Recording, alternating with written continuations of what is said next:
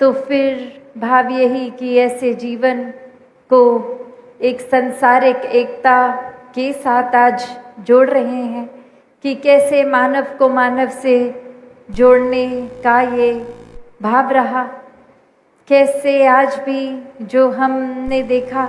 कि देश विदेश में ये जो 40 साल रक्तदान शिविर जो इतने संतों के योगदान से होते रहे, और भाव यही कि ये जो खून है ये परमात्मा का दिया, ये निराकार ने इंसानों में जो बसा के एक बायोलॉजिकल रूप, और कहीं पर भी जहाँ ज़रूरत हो वहाँ फिर ये भाव हो कि ये सेवा ही है। अगर ये शरीर किसी काम आ सके किसी और के, तो यहाँ भी समर्पित भाव ही, और ये आंकड़ा रूप नहीं, ये कोई गिनती के लिए नहीं, ये तो सभी का सेवा भाव है। कैसे अपने जीवन में हर कोई जहाँ यही भावों से युक्त कि हर एक पूजनीय है, हर एक में ये विराजित निराकार, और यही पूजने की बात। तो कोई जब खून दान कर रहे हैं वो ये नहीं सोचते कि मेरा खून जब किसी को मिलेगा तो फिर बाद में वो मुझसे इंसान धन्यवाद करने आएगा। नहीं, यहाँ तो पता भी नहीं लगता एक मेडिकली कि जब ब्लड की रिक्वायरमेंट है तो वो किस तरह किसका खून किसके हिस्से आ रहा है। और ये भी कोई उस समय नहीं सोचता कि नहीं ये तो मैं खून दान कर रहा हूँ, पर शर्त ये है कि ये मेरे अगर सिर्फ दोस्त मित्र, एक कोई मेरे जानकार या कोई बहुत ही उस तरह के इंसान हो जो प्रभाविक एक जीवन रखते हैं, या फिर ये मेरे ही जाति वालों के लिए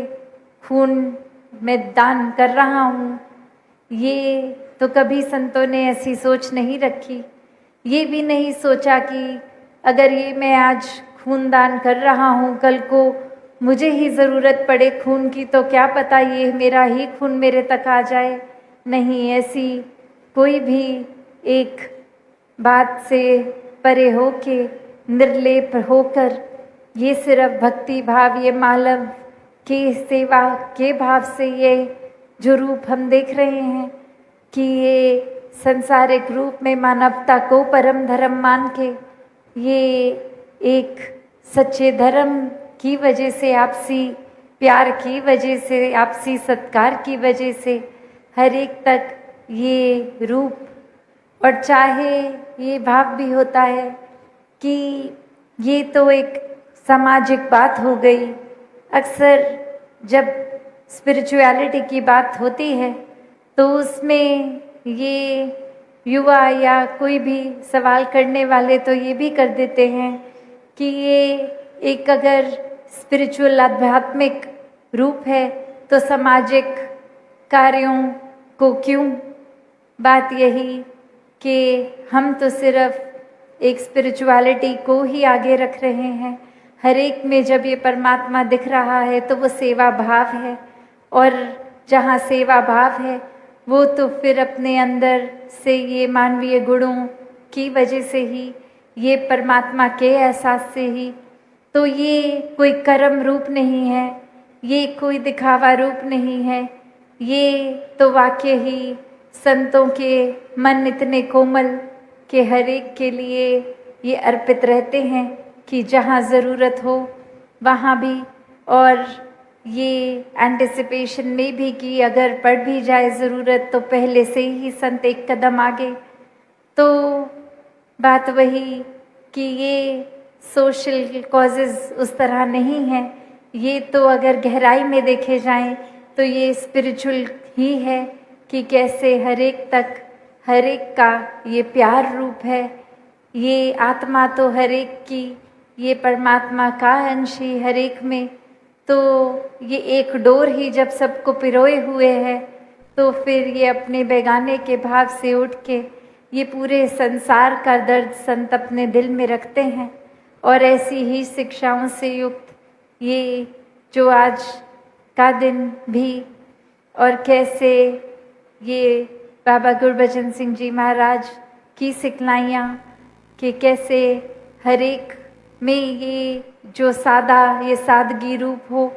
ये भी सोशल इनिशिएटिव्स ही लिए गए, चाहे वो शादियों का सादगी, चाहे वो नशा मुक्ति, जो एक उस समय भी बात जितनी रेलेवेंट थी वो आज भी हम देखें तो उतनी ही रेलेवेंट है। कैसे आज भी घरों में यही सबके बात आती है कि कुछ बुजुर्ग बोलते हैं कि हमारे आगे ये जो पीढ़ी है ये नशे की ओर जा रही है, अपना नुकसान कर रही है। और वहीं कई छोटे बच्चे भी जब ऐसी बात का बयान करते हैं कि घर में पिताजी नशे के शिकार हैं तो घर का माहौल खराब है, तो ये नशे ने तो कोई उम्र नहीं देखी। ये हम पे है कि कैसे इससे दूर रहें, क्योंकि ये जानते हुए भी कि नशा तो हमेशा हर एक का नुकसान ही करता है, फिर भी अगर इस ओर जा रहे हैं तो ये तो वही बात हो गई कि अपने पैर पे खुद ही कुल्हाड़ी मारनी। तो कैसे एक जीवन में ये वाकई ही संदेश मिशन का बनना है हमें कि एक सिर्फ ऊपरी रूप कोई सामाजिक रूप नहीं है, ये तो वाकई ही इसकी जड़ तो स्पिरिचुअल है, आध्यात्मिक है। कैसे कि आत्मा और परमात्मा की बात, ये अपने तन को स्वस्थ रखकर फिर सेवा में अर्पण करने की बात, तभी जब तन भी स्वस्थ रहेगा तो फिर एक ये सेवा भी उस तरह से हो पाएगी। अगर तन बुजुर्गी के कारण या फिर कोई बीमारी के कारण अगर बात है तो भी ये मन से तो सेवा हो रही है। जैसे आज भी सुना हमने कि बेशक इच्छा हर एक की कि ये रक्तदान किया जाए, पर किसी ना किसी अगर मेडिकल रीज़न या एज फैक्टर से नहीं भी दे पाए